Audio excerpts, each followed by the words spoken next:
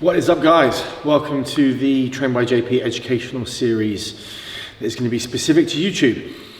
My goal with these videos is to give you all an entirely complete educational series from episodes 1 to 50, 60, however many we end up doing, that are free for you to consume, that aren't behind a paywall, that will take you through every aspect of what you need to know in every single subsection to be the best bodybuilder you possibly can be.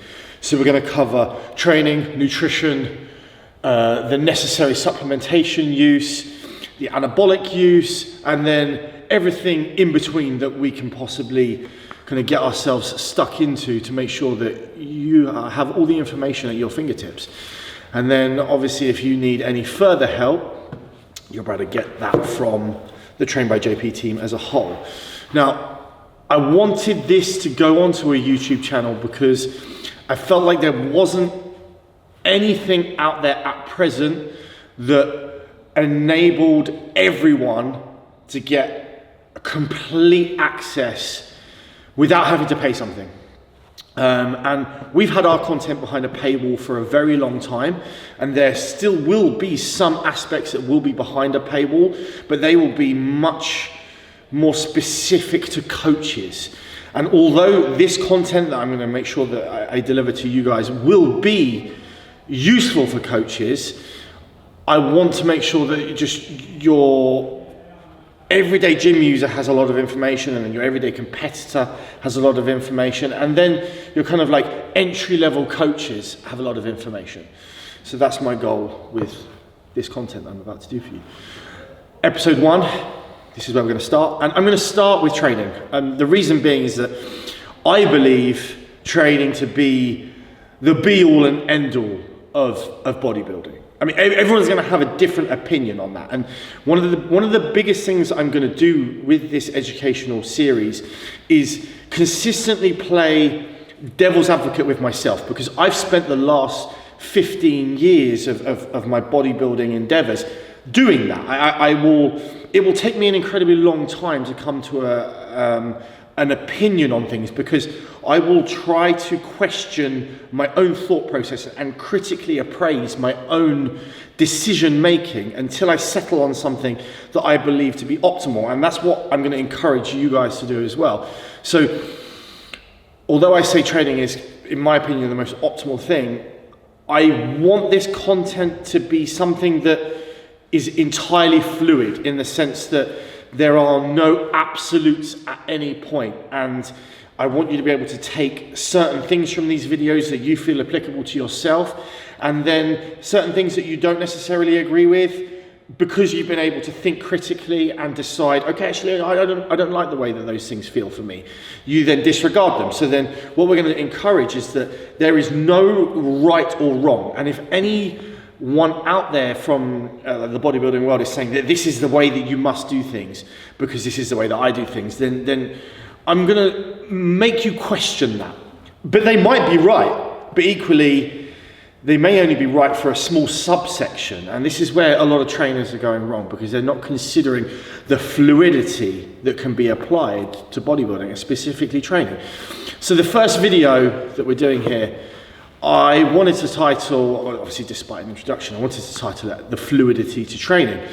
And after training for such a long period of time, I have settled on the notion that there is huge inter-individuality to our training needs. And what I mean by that is that I myself, at any one time, will need to take a step back and look at the bigger picture and the way I'm training and adjust it as I go through my training career. So that's the individual aspect to my training. So at one point, my needs will be different to my needs at another time. So although I will say at this point in my life I'm training this way and that is the best for me now, that is not necessarily the best for me at a previous point or the future. And equally, my needs are different to your needs. And that's the most important part to understand when it comes to training into individuality, that our needs are so different. So when someone asks the question, what is the best training split? There is absolutely no best. There is no best for you, there is no best for me, and our needs change on a timeline. How do we understand where to start is probably a good question. I believe that we can kind of break our training down into maybe 4 subsections, and we could go full body training, upper lower training, push-pull legs training, and full body split training. I think that's a very sensible continuum to work along. Which one do we choose? I believe that this is dependent on development. I don't believe it's dependent on time training, because we will all know individuals that have been training for 10 years but still have particularly substandard development as a reflection of their training years.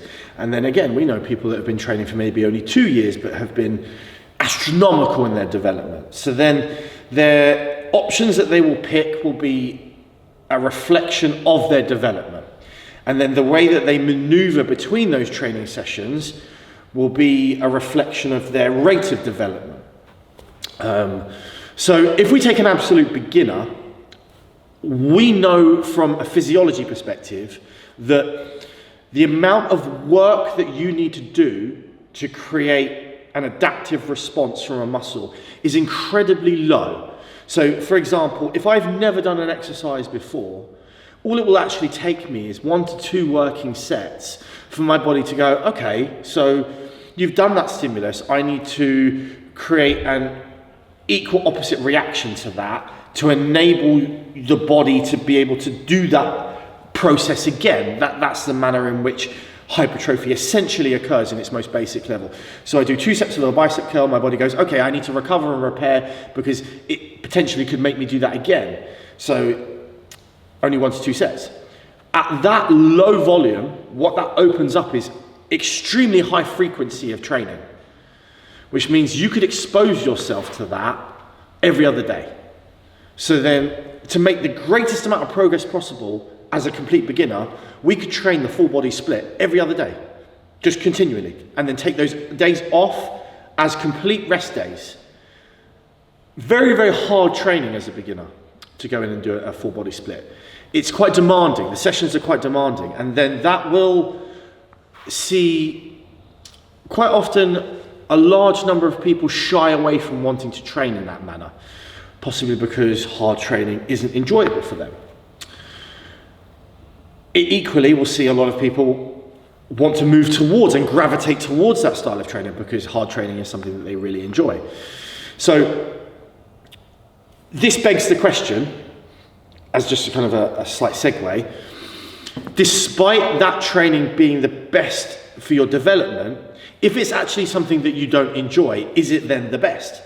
And then, in my opinion, the answer is then no. Because yes, from a physiology perspective, knowing that we only need extremely low levels of volume, which opens up extremely high levels of frequency, which will create a consistent stimulus, which means over a period of time, you can make huge steps forward in development. Yes, that could be optimal from a physiology perspective. However, if you don't enjoy the training sessions, are you going to train as hard as you can? I would say the answer is no. So then in these circumstances, you're going to need to make your selections on your training splits based upon what you enjoy the most. Because at its most basic level, things that we enjoy the most, the things that we create the most passion about, are what we are going to be able to progress the greatest in life. I've been extremely fortunate that I'm very passionate about bodybuilding. I'm very passionate about the training component. So then I was able to get very good at that.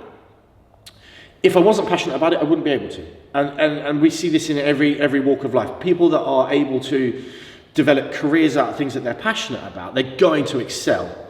So you need to choose something then that you enjoy the most, because this is going to be able to bring you the most amount of progress.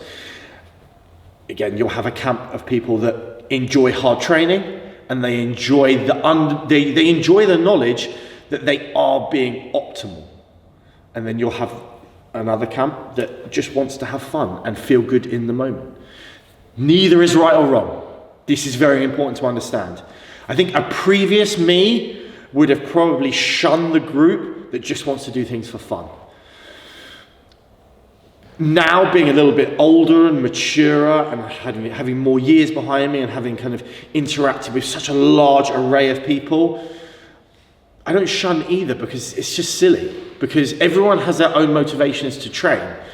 And when I was entirely locked into one mindset, a part of me did think this is the only way to do things. If you aren't optimal, what are you doing?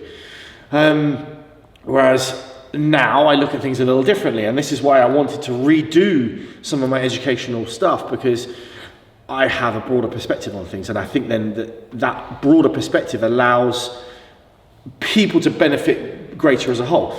So when I say there is no best, there is no right or wrong, it applies to this. Do you have to train optimally to make the best progress? For you, maybe not. You could go straight into a split body training because you love the way that makes you feel. It makes you more excited to train. And if you're excited to train, your training session is going to be more efficient and you're going to make more progress. If you dread doing the full body training sessions, they are not the options for you. So let's circle back on this and kind of summarize this as a whole. There are no best training splits. If someone is trying to tell you that you must train a certain way, and pro bodybuilders are the worst for this, they will try to say that the only way that you should train is the way that they train.